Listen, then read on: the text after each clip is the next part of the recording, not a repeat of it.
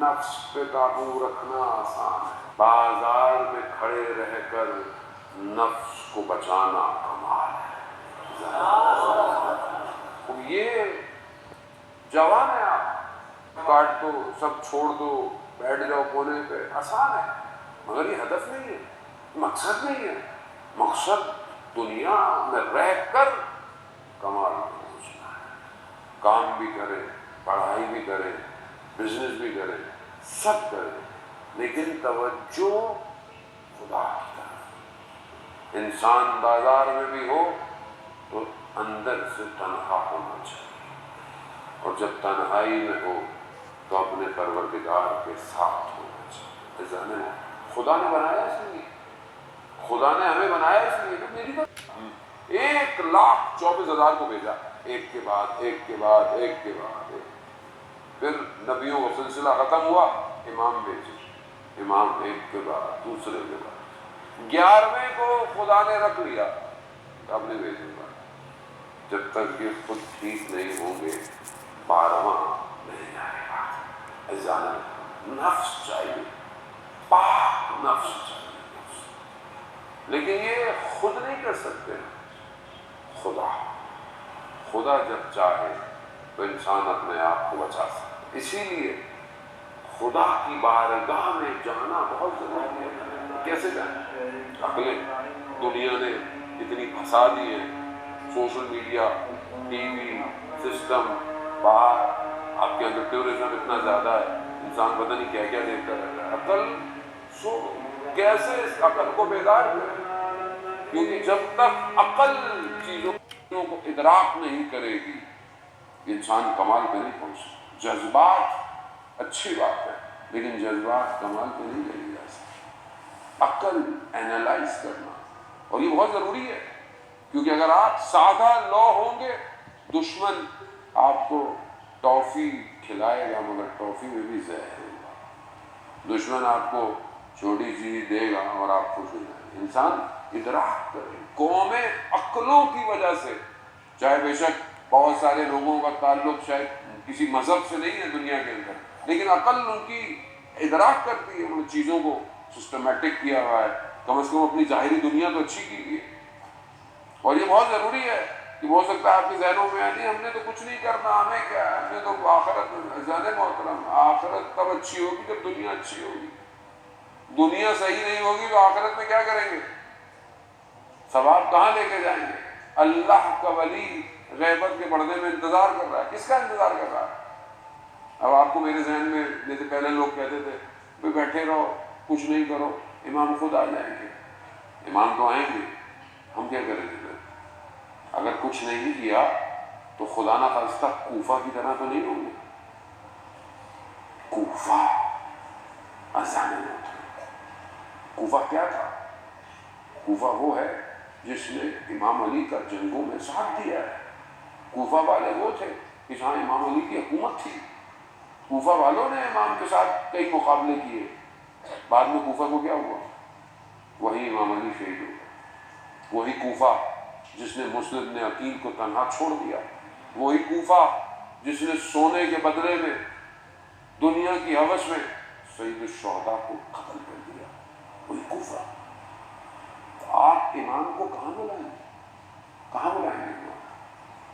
الجل آ جائیے، کیا ہے ہمارے پاس امام کے لیے؟ کتنا اسٹرکچر آپ نے لگایا؟ نہیں ہم تو پہاڑوں میں رہتے ہیں مولانا صاحب، ہمیں کیا ہے، ہم کیا کر سکتے ہیں؟ اذان محترم، دنیا جس طرح کی ہو اسی طرح کا سسٹم بنانا پڑتا ہے۔ پہاڑوں پہ رہنا سے انسان اپنی عقلوں کو نیچے نہیں رکھ سکتا۔ پہاڑوں پہ رہنے والوں کی عقلیں تو پہاڑوں کی طرح مضبوط ہونی چاہیے کہ انسان اتنا اسٹرانگ ہو کہ چیزیں اسے ہلا نہ پائیں۔ اور جس امام کے دور میں زندہ ہیں اس امام کو کیا ضرورت ہے آج؟ کس چیز کی ضرورت؟ ہر امام کو زمانے کے حساب سے ضرورت تھی۔ ہر امام آیا اپنے اپنے زمانے میں جو چیزیں تھیں اسی کے لے کر آیا۔ کسی نے امام جعفر صادق علیہ السلام،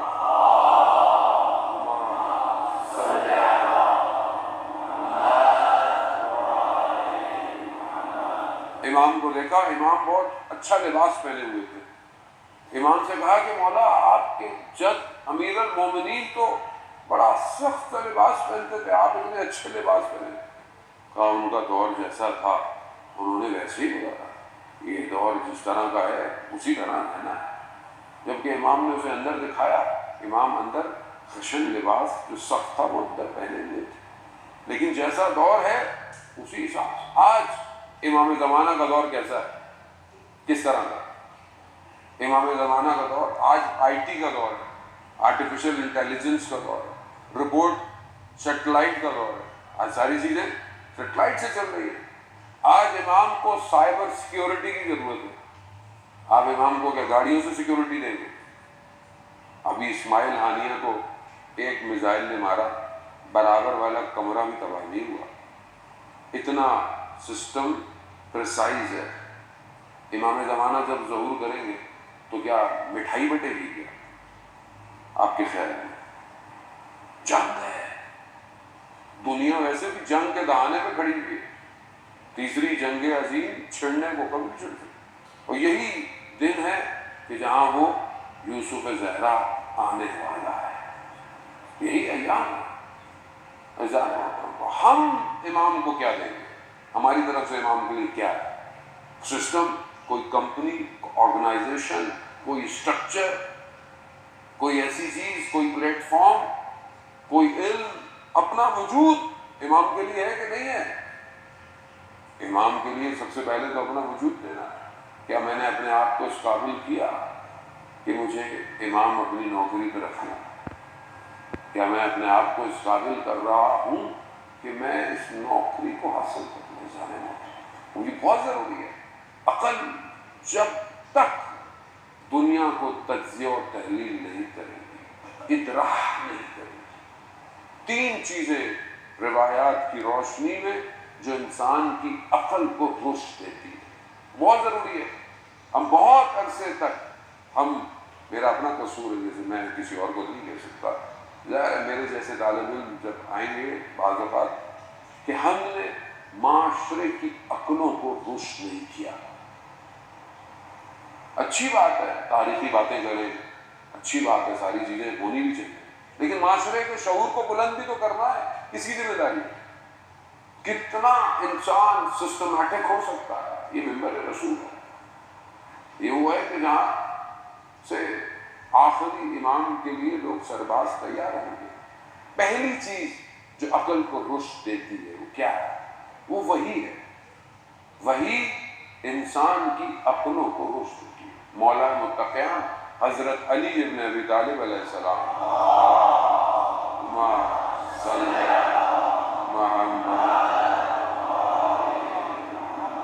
امام نہج البلاغہ کہ پہلے خطبے میں ہی فرماتے ہیں کہ جہاں وہ نبوت کی بات کرتے ہیں کہ اللہ نے نبیوں کو کیوں بھیجا؟ اللہ نے نبیوں کو مبعوث اس لیے کیا جو دفن شدہ عقلیں تھیں ان کو باہر نکالا۔ وہی ہے، جب نبی گئے وہی ختم ہو گئی، مگر وہی کا کلام ہے وہ قرآن ہے۔ قرآن تو ہمارے درمیان میں ہے، قرآن ہماری زندگی میں کتنا ہے، کتنا ہم قرآن پڑھتے ہیں، کتنا ہم قرآن سنتے ہیں۔ قرآن سننا بہت امپورٹنٹ ہے۔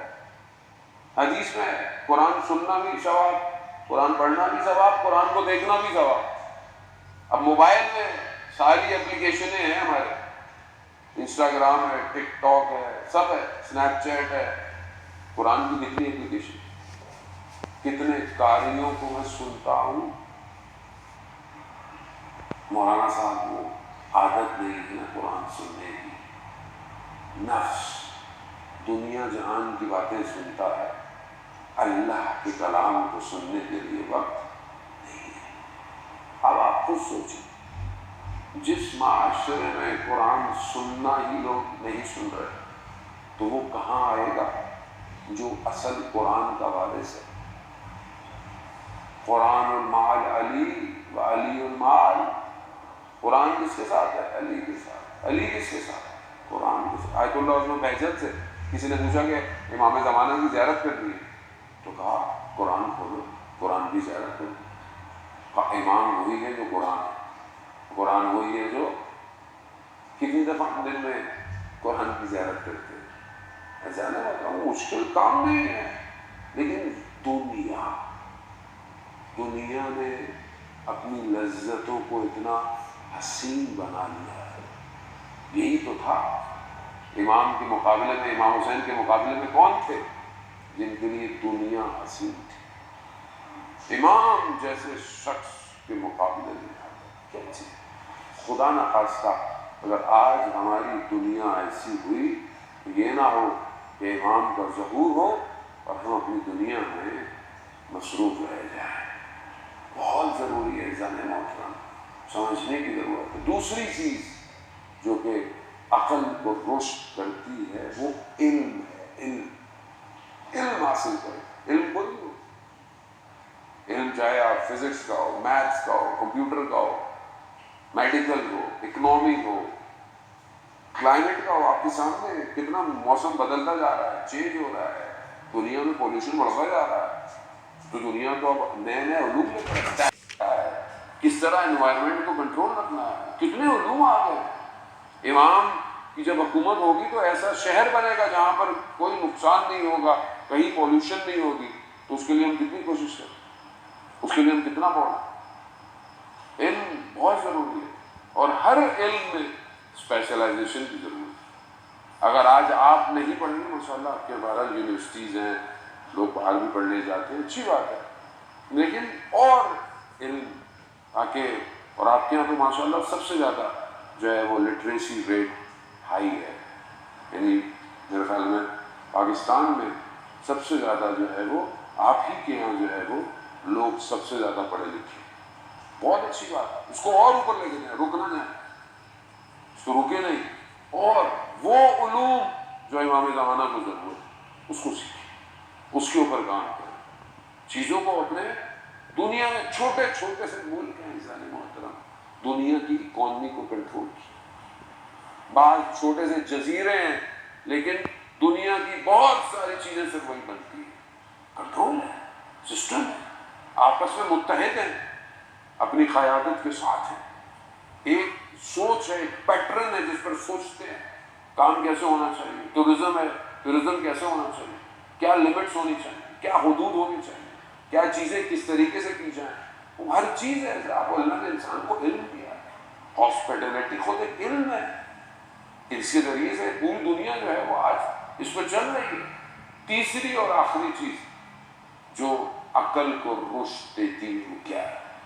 وہ اخلاق، انسان کا بیہیویئر، انسان کا ایٹیٹیوڈ دوسروں کے ساتھ، میں دوسروں کے ساتھ کیسا ہوں، میں اٹھنے میں کیسا ہوں، میں ملنے میں کیسا ہوں، میں والدین کے ساتھ کیسا ہوں، والدین کا احترام کرتا ہوں کہ نہیں کرتا، میں اپنے گھر میں اپنے بچوں کے ساتھ کیسا ہوں، میں اپنے زوجہ کے ساتھ کیسا ہوں، یہ بہت امپورٹنٹ ہے۔ مسجد میں تو سارے ہی اچھے ہیں، مسجد میں اچھا ہونا تو کوئی کمال تھوڑی ہے، اول بات ہے مسجد میں جو آتا ہے ویسے ہی تھوڑا بہت تو اچھا ہوتا ہی ہے، اصل تو ہے کہ جہاں امتحان ہوگا، جہاں آزمائش ہوگی، وہاں اخلاق کیسا ہے، جہاں غصہ آ جائے، سڑک پہ غصہ آ جائے، وہاں اخلاق کیسا ہے۔ امام جعفر صادق علیہ السلام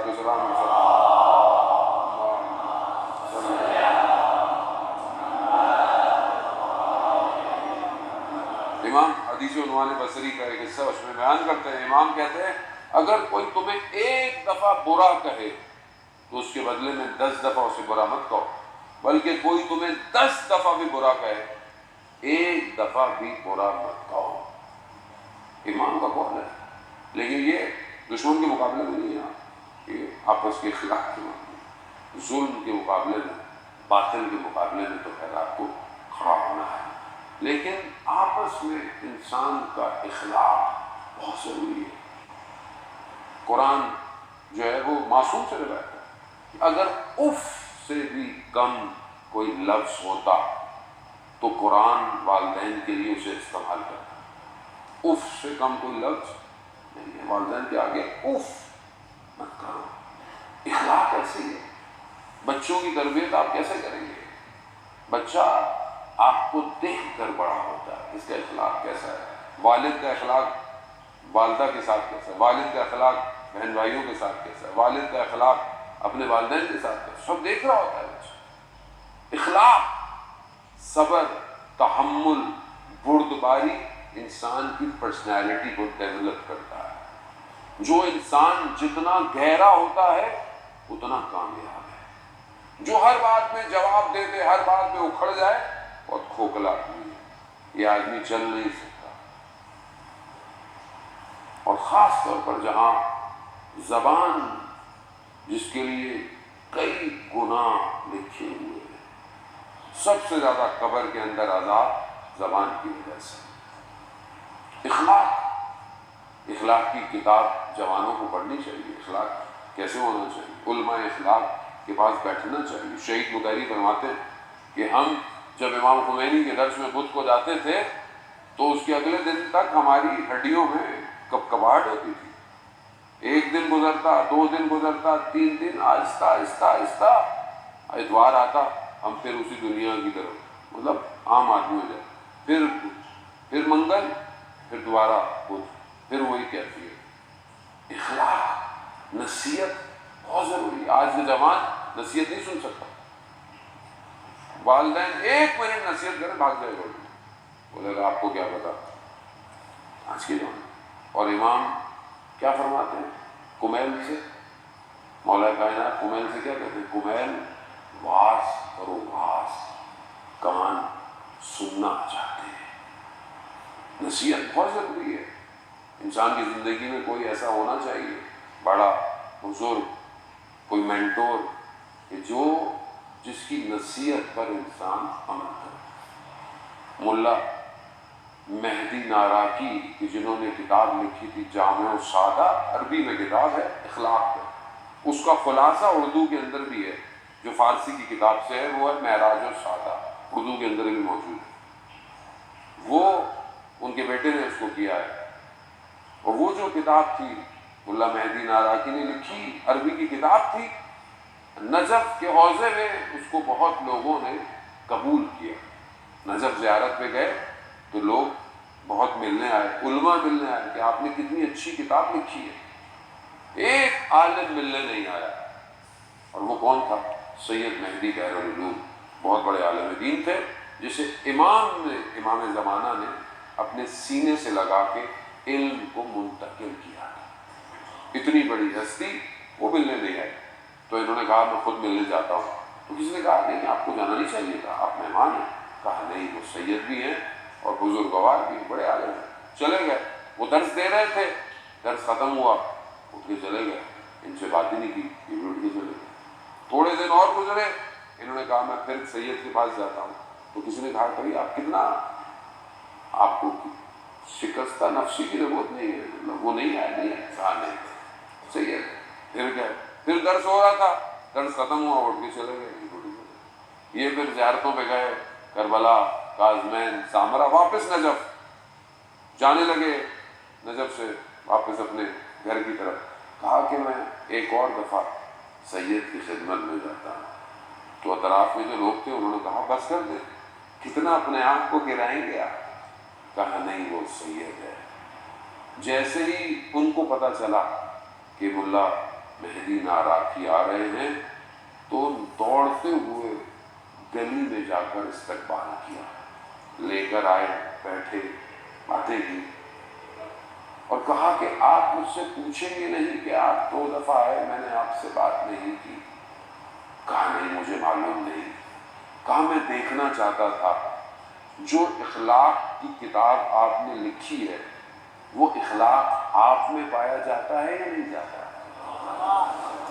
بہت ضروری ہے اخلاق۔ امام علی علیہ السلام فرماتے ہیں نا، زندہ ایسے رہو لوگ تم سے ملنا چاہیں، اور جب مر جاؤ تو لوگ تم پہ گریہ کریں، ایسا زندہ رہنا۔ اخلاق عقل کو رشد دیتا ہے، اخلاق عقل کو وقت دیتا ہے، اخلاق انسان کو سوچنے کی صلاحیت دیتا ہے۔ جو آدمی غصے میں ہر وقت ناراض رہتا ہو، پھٹ جاتا ہو، زبان ہر وقت چلتی ہو، وہ آدمی کبھی بھی عقل سے سوچتا ہے۔ اس لیے تو آپ دیکھیں غصے کی وجہ سے طلاقیں، قتل، رشتے سب ٹوٹ جاتے ہیں۔ لیکن اگر انسان یہ سمجھے کہ اسے خدا کی بارگاہ میں جانا ہے، تھوڑی دیر کی ناراضگی سے کیا فرق ہوتا ہے؟ تھوڑی دیر اگر میں اٹھ کے کہیں چلا جاؤں گا تو کون سی میری عزت میں کمی آ جائے گی؟ لیکن جسے خدا کی بارگاہ کی فکر نہ ہو، وہ دنیا کے رتبوں میں پھنسا رہتا ہے۔ اس لیے اپنے آپ کو، اپنے اخلاق کو بہت بہتر کرے گا۔ یہ تین چیزیں بہرحال میں نے خلاصتاً آپ کی خدمت میں بیان کی۔ بہت ضروری ہے انسان محترم، جب عقل ایکٹیویٹ ہوگی تو پھر ڈاؤن لوڈ ہوگا، پھر پتہ چلے گا امام زمانہ کے لیے کیا کرنا ہے۔ عقلوں پہ تالا لگ جائے، عقل سوچنے کے قابل نہ ہو، دشمن چاہتا ہی یہی ہے۔ دشمن نے اتنی جو یلغار، ثقافتی یلغار یہ جو لگائی ہوئی ہے، اس کا اصل ہدف کیا ہے؟ عقلیں کام نہ کرے، ساری رات موبائل پہ بیٹھو، فجر کی نماز قضا ہو جائے۔ دشمن یہی چاہتا ہے، اٹھا نہ جائے۔ جب روح کمزور ہو جائے اور بدن بھاری ہو جائے تو فجر میں اٹھا نہیں جاتا، چاہے 6 الارم بھی لگائے۔ ماں اٹھا تک جاتی ہے، کبھی اس کروٹ کبھی اس کروٹ۔ اور کیا بات ہے شہداء کی! ایک شہید اپنے وصیت نامے میں لکھتا ہے کہ جب میں نوجوان تھا تو مجھے اٹھاتا تھا اور میں ناز کرتا تھا، کبھی اس کروٹ سو جاتا تھا، کبھی اس کروٹ سو جاتا تھا، ناز کرتا تھا، تو بلاتا تھا مگر میں نہیں آتا تھا۔ اور اب جب میں جنگ میں خط مقدم پہ کھڑا ہوں، شہادت چاہتا ہوں، اب تو ناز کر رہا ہے، اب تو مجھے نہیں بلا رہا۔ پروردگار بہت ضروری ہے اپنے اندر یہ جذبہ پیدا کرنا کہ خدا میرے وجود کو ایسے لے جیسے اس نے اپنے ولیوں کے راستے پر چلنے والوں کو لیا ہے، جن کے سردار کا سر تن سے جدا ہو، ان کے ماننے والوں کی گردن کی کیا قیمت ہے؟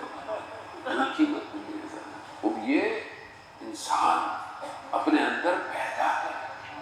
ایک شہید کہ جو بہرحال اس کے بارے میں ہوتا ہے کہ وہ 13 سال تھا تو اپنے محلے کے لوگوں کے ساتھ کہیں گھومنے پھرنے گیا پہاڑوں پر، کہا کہ جاؤ پانی لے آؤ چائے کے لیے۔ وہ پہاڑوں پہ گیا تو اس نے وہاں آبشار تھے، پانی تھا، اس نے کہا میں بھر کے لے آؤں گا۔ اس نے کیا دیکھا کہ کوئی خانوادہ ہے، کوئی گھر والے ہیں، کوئی خواتین ہیں نہا رہی ہیں۔ ایک دم اس نے اپنے آپ کو موڑ لیا اور خدا کی بارگاہ میں گفتگو کری۔ 13 سال کا بچہ کیا کہتا ہے؟ کہا پروردگار کوئی دیکھ نہیں رہا، گناہ آمادہ ہے مگر دیکھ نہیں رہا، مگر تیری خاطر میں پلٹ رہا۔ جیسے ہی اس نے چلنا شروع کیا، جو راستے میں پتھر پڑے تھے اس میں سے آوازیں آئیں، سبوح قدوس سبوح۔ وہ ذکر جو کائنات کر رہی ہے وہ مجھے کب سنائی دے گا؟ کیونکہ میں نے اپنے کانوں کو دنیا کی باتوں سے مشغول رکھا ہوا، فرصت ہی نہیں۔ کبھی میں بھی تنہائی میں اٹھوں، کبھی فجر سے پہلے صرف اس کے لیے اٹھوں، تو ہو سکتا ہے مجھے بھی عرش کے ذکر سنائی دے۔ یسبح للہ ما فی السماوات و ما فی الارض۔ تسبیح، زمین اور آسمان تسبیح کر رہا ہے، اور جو اس کے درمیان میں ہے وہ سب تسبیح کر رہا ہے۔ عزیزان محترم، یہ ذکر کب سنیں گے؟ کب سنائی دے گا؟ اگر یہ سنائی دینے کی کوشش نہ کی تو وہ آواز نہیں آئے گی۔ یہ جب یوسف زہرا آئے گا، انا بقیت اللہ، میں اللہ کا باقی ہوں۔ اس لیے اپنے آپ کو کوشش کریں۔ بس آپ کے لیے بہت زحمت، وقت جو ہے وہ اتنا ہی خدا بہرحال آپ کی عزاداری کو مجلس کو قبول فرمائے، چند حرم متبرکن مجلس کو اس قابل کرے کہ وہ ماں جو مدینہ سے چلتی ہے، مجلس عزاداری کی بڑی قیمت ہے۔ عزاداران موت گریا سید الشہداء پر ایک قطرہ بھی آنکھ میں آئے جہنم کی آتش سے بچا دیتا ہے۔ خوش قسمت ہے ہم لوگ کہ ہم حسین پر گریا کرتے ہیں۔ ایک بوڑھا آدمی ایک قالین کا چھوٹا قالیچہ جو کہ بہت قدیمی تھا ہاتھ میں لیے بازار میں گھوم رہا ہے، مقروض ہے، پیسوں کی ضرورت ہے اور گھوم رہا ہے، لیکن قالین کا ایک حصہ مٹھی کے برابر جلا ہوا تھا۔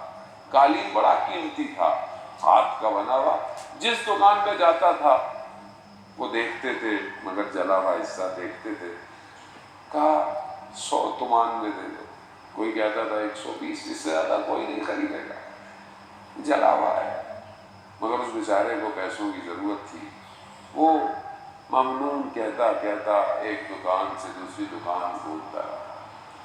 ایک دکان پہ پہنچا، اسے یاد آیا کہ جہاں 30 سال پہلے اپنے بابا کے ساتھ بھی اس دکان پہ آیا، دیکھا کوئی بیٹھا ہوا نہیں ہے، جانے لگا تو آواز آئی، کہا قالین بیچنا ہے؟ پہلی دکان تھی جس میں دکاندار نے خود پوچھا، کہا ہاں۔ اس نے قالین کو دیکھا، کہا بہت، یہ تو بڑا پرانا ہے، اب تو ایسا بنتا بھی نہیں، لیکن جیسے اس نے جلی ہوئی جگہ دیکھی، مگر تم نے اس کا خیال نہیں رکھا، بچوں نے جلا دیا ہوگا؟ کہا نہیں۔ کہا تو پھر کیسے جل گیا؟ تو کہا کہ بس وہ چائے کی کیتلی انگاروں پہ رکھی تھی، حسین کی مجلس تھی، انگارے گرے اور جل گئی، بس غلطی ہماری ہے۔ آپ کو پتہ ہے خیال، جیسے ہی اس نے یہ بولا وہ شخص گریا کرنے لگ گیا، رونے لگا دیوار سے، اب یہ پریشان ہے، دیکھا وہ بلک بلک کے رو رہا ہے۔ کہا میں معذرت چاہتا ہوں، اتنی کوئی ارزش نہیں ہے؟ کہا اس کی ارزش نہیں۔ کہا میں نے کوئی بات بری کی ہے، میں جاتا ہوں۔ کہا نہیں رکو۔ روتے روتے اس نے چیک لکھا، جو 100 تومان کا کوئی نہیں خریدتا تھا، اس نے 2 ملین تومان کا چیک کاٹا، آنسو گر رہے ہیں۔ حسین کی مجلس میں جلا ہے، اپنی میز پر ساری زندگی رکھا رہا، گلابوں سے اس جگہ کو بھرا، لوگ تبرک میں گلاب لے کر جاتے تھے۔ عزاداران محترم، کاش کہ یہ دل بھی حسین کے لیے جل جائے، تو اس کا خریدار وہ ماں ہے جو مدینہ سے چلے، گلی گلی کوچے کوچے، مسجدوں میں، امام بارگاہوں میں آ کر اپنے لال کا پرسا، یا سیدہ ایام عزا بڑی تیزی سے ختم ہو رہے ہیں، حق تو یہ ہے کہ حق ادا نہ ہوا، گریہ نہ کر سکے، مگر یہ ناچیز سے آنسو ہے، اسے اپنی بارگاہ میں قبول کیجئے گا۔ ابھی آپ اپنی زبان میں مسائل پڑھ رہے تھے تو ایک بچی کا ذکر ہوا، شام میں قافلہ پہنچا ہوا ہے اور اس بچی کو کتنی حسرت تھی مدینہ جانے کی۔ خدا آپ کو اس کا اجر، خدا آپ کو اجر دے۔ چھوٹی بیٹیاں باپ سے بہت محبت کرتی، جس کی چھوٹی بچیاں ہیں نا اسے پتا ہے، اور جب باپ گھر سے نکلتا ہے چھوٹی بیٹی آتی ہے، بابا کب آؤ گے؟ بس یہی روزے عاشورہ ہوا، امام کی سواری چلنا شروع ہوئی،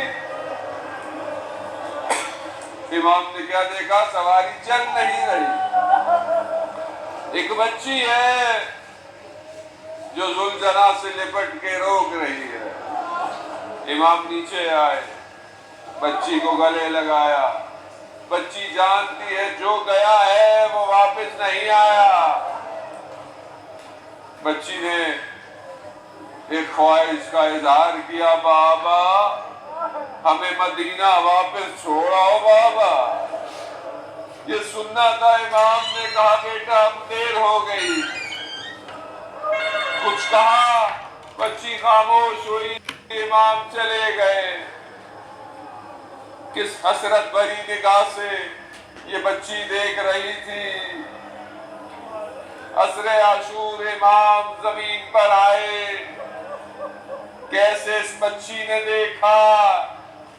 بعض مقتل میں بیان ہوتا ہے بچی سے صبر نہ ہوا، خیموں کو چھوڑا، اپنے بابا کی طرف دوڑی ہے۔